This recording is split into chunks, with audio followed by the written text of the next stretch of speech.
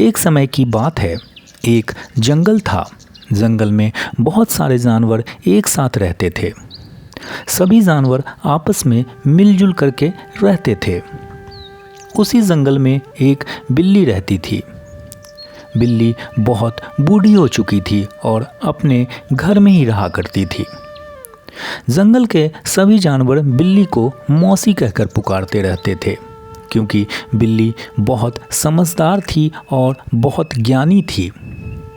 जंगल में किसी जानवर को किसी भी तरह की समस्या होती थी तो वो बिल्ली के पास जाते थे और बिल्ली उनकी समस्याओं का हल निकाल दिया करती थी। जंगल के बहुत सारे जानवर बिल्ली को अपना गुरु मानते थे।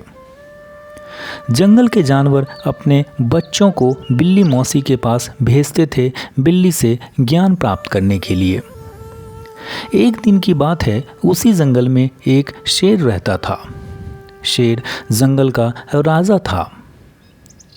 शेर के साथ उसके साथ हमेशा सियार रहा करता था और शेर और सियार आपस में एक साथ रहा करते थे।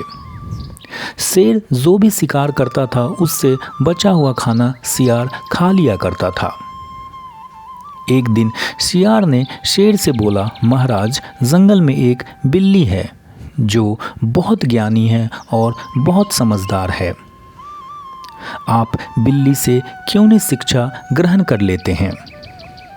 शेर ने जब ये बात सुनी तो उसने सियार से बोला कि मैं जंगल का राजा हूँ, मैं क्यों बिल्ली से शिक्षा ग्रहण करूँ? इस बात पर सियार ने बोला, महाराज, शिक्षा ग्रहण करने के लिए कोई छोटा बड़ा नहीं होता है। सियार की बात सुनकर शेर के दिमाग में आया, क्यों न बिल्ली से शिक्षा ग्रहण किया जाए। बस फिर क्या था, शेर बिल्ली के पास पहुंच गया और बिल्ली से बोला, मुझे भी तुमसे शिक्षा ग्रहण करना है। पहले तो बिल्ली शेर को देख के डर गई, लेकिन शेर ने उसे बोला, मैं तुम्हारा शिकार नहीं करूँगा, मुझे शिक्षा ग्रहण करना है। अब बिल्ली मान गई और शेर को शिक्षा देना शुरू कर दिया।